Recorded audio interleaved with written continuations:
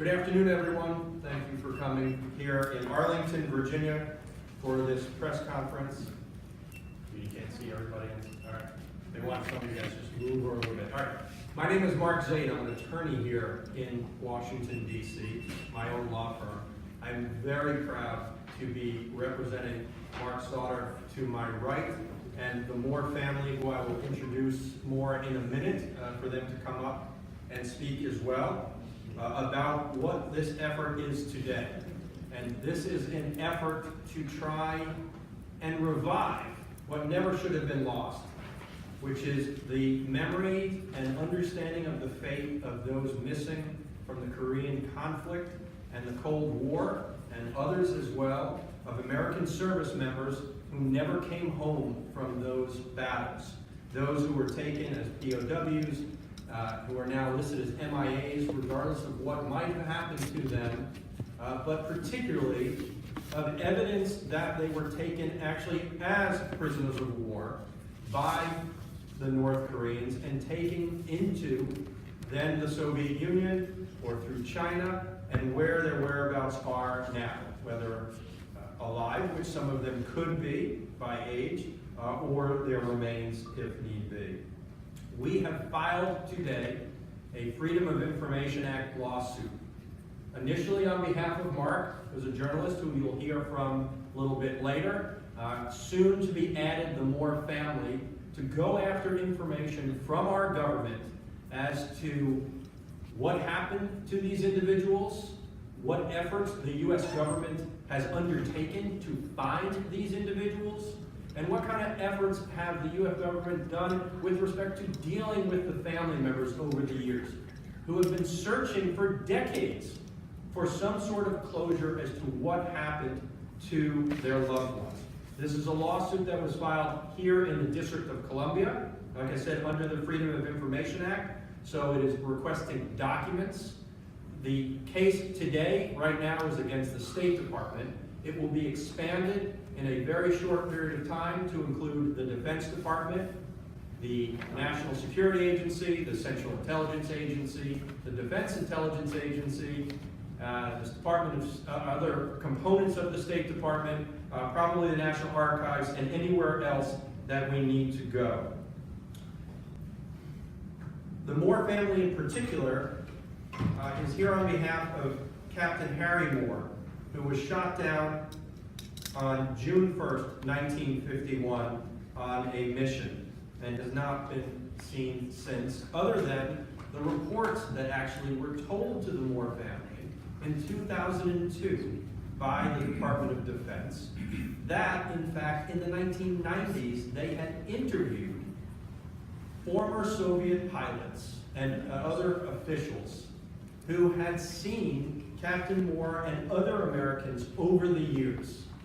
Now, what's so disturbing is, in fact, that the U.S. government now, particularly the Department of Defense and the office that handles POW MIAs, has taken a tack different than, in fact, what it was saying 20 years ago.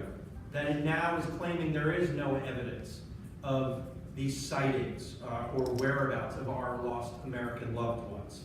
And yet they were the ones, in fact, who brought this information to the families, not just 15 or so years ago.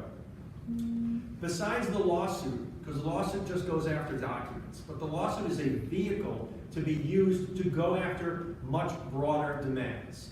And with that, first I'm going to bring up Bob Moore, the brother of Captain Moore, to introduce himself and the family and some of the others that he may know with respect, who are standing here with photos of their loved ones. I do want to say that when you hear what our objectives are, that this is also being brought by several of the family groups, the Coalition of Families of Korean and Cold War POWs MIAs, the Korea Cold War Families of the Missing Incorporated, and the National Alliance of Families. There are some representatives here. If any of them would like to speak at some point, I know some do, please feel free. But with that, I'm going to have Bob come up and talk a little bit about, from his family's perspective, and then we'll go to some of the others. Yes, welcome. Thank you for coming. I'm here, of course, on behalf of my brother, Captain Harry Moore. So happy to be here. have all these other families who are grieving the same way we are. This is my wife Lois, and our history is that my brother was shot down, as Mark said, in 1951. After a year, he was classified as killed in action, and of course then that was, we thought, closure. Well, after that, Lois and I were married, and she had, by that time, she and Harry had a daughter, Jana, and we raised Jana, and we went about our lives realizing we'll probably never hear any more about my brother. Unfortunately, in 2002, we were informed by the Air Force that that they located in the Russian archives a document that said that they had found the pilots who had shot him down. They interviewed the pilots. They even remembered his name after, I guess, 50 years. And said, yes, we shot him down. They gave us the diagram of the dogfight. We have all that. And they said he was captured. He landed safely in the water. Plane was under control. We were 90 feet offshore. He was captured, and he was taken to China. He was interrogated by Colonel Ivan Kozadu of the Russian Air Force, and he was subsequently then sent to Manila Air Force Base in Russia. So, you know, that was quite a historic thing for us, and it was very, very disturbing. Here we are married 48 years, and we find that Captain may be alive. Ever since that, then, of course, we've been grieving about it. We've attended all these meetings. We've tried to find out what happened. And here, we find out that they absolutely will not give us the information, in spite of everything we've done. And all these other families standing here have exactly the same thing. There are 8,000 of us. It's beyond the pale that they keep this information classified for 60 years and will not tell us. What gets me is, if you go to the meeting here, and you will tomorrow, your families, you'll find that they'll say, we are so disturbed at the Russians, they will not release their classified information. We cannot understand it. Well, my answer to that is, well, your own government won't release it to the families. We're grieving, we're hurting, we're getting older. We have to have it.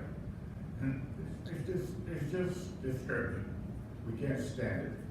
Now, I'd like to introduce Harry's daughter, Jan Moore, and she wants to talk a little bit about what we're trying to do here. This is Lois, my wife for 54 years.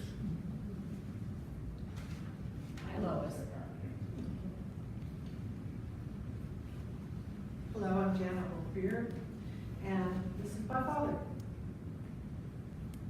We want to know do you want to know what our demands are? Our demands are that our government release these files, this information that has been withheld under the guise of it being national security for over 60 years. It's time for this to be released. There's no secret that the world has changed so much. There's no secret that they could need to keep at this point in time. So we want those files declassified, and that will help many of us. We want them to pressure Moscow and Beijing for the dossiers on their part in this. They have not given us anything, and if our DPAA administrators tell them there is nothing to find, why should they find something? There's something there. And we also need a respected leader for the DPAA. The DPAA has been suffering for as long as I've been going to meetings with a lack of leadership. And it seems that they come and they go. And it's just a revolving door. We need someone who is responsible, reliable, and respected to take this position.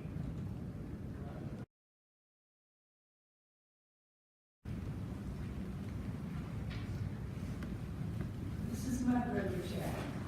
He's 20 years old. He was shot down November 6, 1951. We know nothing about his fate. We've never been told anything. I've been coming to these meetings for 24 years.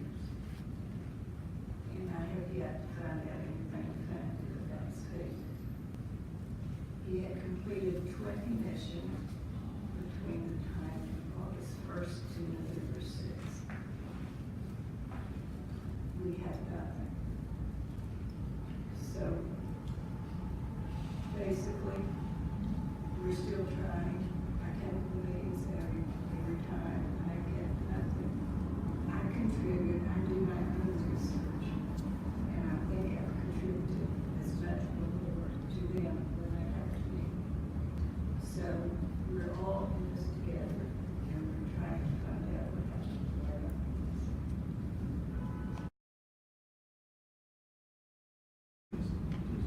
This is my father, John Henry Zimmerly. I was named after him, John Fessler Zimmerly. He went missing in 1952 in March. He was on a night mission, solo mission. Went to North Korea, did not come back. That's about all we know. But I say that's about all the family members know. Our government knows a lot more. This is my father, Victor Morton, and he was a sergeant in the Army. He was in one of the earliest big battles at the beginning when the Americans didn't have a lot of backup. We were there to try to help the Koreans, and this particular battle, there were something like 450 men that were overrun by North Koreans and Red Chinese Army, tanks, everything. And when the dust settled a week later, they only found a couple of survivors from that battle.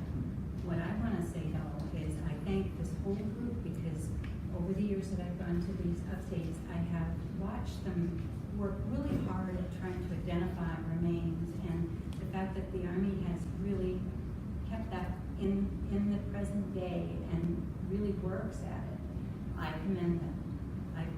At this point, they have found 2 graves at Punch Bowl.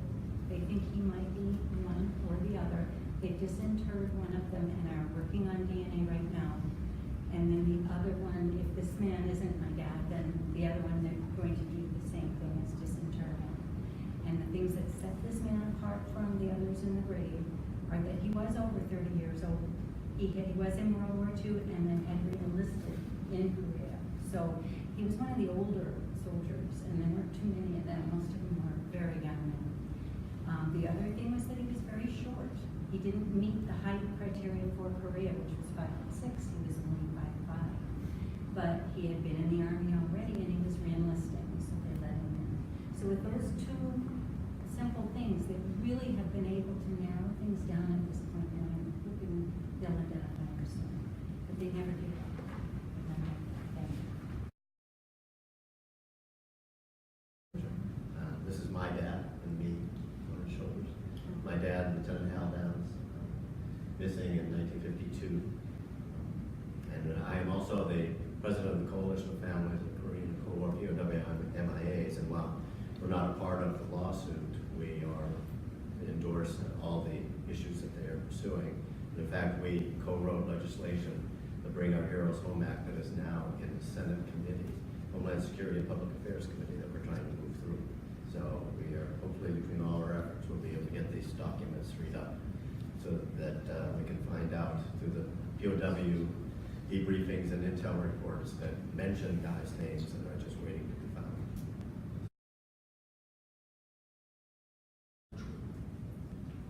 I'd like to bring up Mark Sauter, who you've heard a little bit about. Now, Mark is the co-author with John of a book called American Trophies, How U.S. POWs Were Surrendered to North Korea, China, and Russia by Washington's Cynical Attitude, that was issued in 2013. And as I said before, Mark, who I've known for now almost 2 decades, back when I was representing his media outlet, is the plaintiff in the lawsuit that we filed today, which will then be joined by the Moore family and the James Madison Project, which is a transparency, nonpartisan government accountability outfit that I run here in DC. Mark, thank you. Sure. Thank you very much, Mark. The great Russian novelist Alexander Solzhenitsyn called our American POWs who were kept by the communists our first heroes. And I would suggest to you that the families that you see on either side are also heroes and represent the best of our country in their fidelity and their love and their unending patriotism that they show. And I believe that if the average American knew the way that these families had been mistreated by our government and deceived, and suffered even worse than deceit, in some cases indifference, that there would be a massive movement to change the bureaucracy, which to this day fails to aggressively follow up on the fate of their loved ones, and perhaps even worse than that, hides the information that exists in their own files. I really only have one question today to pose to you, which is, if the Pentagon says that no American POWs were kept after the Korean and Cold Wars, why is it keeping information about those POWs top secret? I'd like to hear that question answered during your event this year. Now, I can tell you after almost 30 years of investigating this issue that we have forced out of the government one Freedom of Information Act request at a time, countless hours in the National Archives by people like Mr. Zimmerly, many declassified documents, you'll see them here, up to and including the top generals in command during the Korean and Cold Wars who stated that our POWs were kept. This information was kept classified by our government, in many cases, for 60 years. Detailed information on entire camps of Americans in China who were never recovered. Reports of American prisoners of war surviving in North Korea 30 years after the end of the war. This was followed by efforts to investigate the fate of these men, and included now the confession of former Soviet officers saying that they indeed shipped Americans to the Soviet Union, plus the emergence of numerous prisoners in the Gulag who said they served with Americans. And yet, to this day, the U.S. government says there is no evidence that these men were kept. It is an Orwellian lie. And I will say this, I believe that any sensible, honest person would be convinced by the overwhelming weight of the declassified U.S. intelligence files, the admissions by former Soviet officers, the eyewitness statements by defectors from North Korea, by those who survived the Gulag, that Americans were kept by our enemies after the Korean and Cold War. My question is, what happened to them, and how do we get them back, either alive or their remains? And I would finally say to the powers that be that we, and especially these families, do not have 30 more years of fighting to get the truth. They deserve the truth now. And I thank the families, the Moores, and all of you, and Mark, for joining this effort to get these documents out and share the information with these fantastic patriots that you've assembled. Thank you. So the way the litigation works, so like I said, we filed the lawsuit today against the State Department for related records for POWs that were taken to the Soviet Union. Once the court issues what's called a summons, we mail that off to the department. That'll take a few days, and then the U.S. government has 30 days to which to respond to that lawsuit. In the meantime, the request that we submitted for the Moore family will become ripe. There's 20 working days we need to wait when we submit FOIA requests to the government. So around Labor Day, give or take, maybe a tiny bit before, we'll amend the lawsuit to include the bigger claims to go against all the other agencies. The government will then respond. But predominantly the way these cases work is on paper. And the court will issue a scheduling order for us to come in, or for me to confer with the Justice Department lawyers representing the different agencies to set a schedule by which the government will either respond and say, look, we have no records, or respond and say, nope, they're all still classified, or respond, as we suspect in at least one of the requests, to say we're neither going to confirm nor deny the existence of some of these records. And we'll schedule a release schedule for some of the records and a briefing schedule for others. I would love to say that this is something that happens really quickly. It does not. It won't take 30 years at least. But this is something that can take a number of years.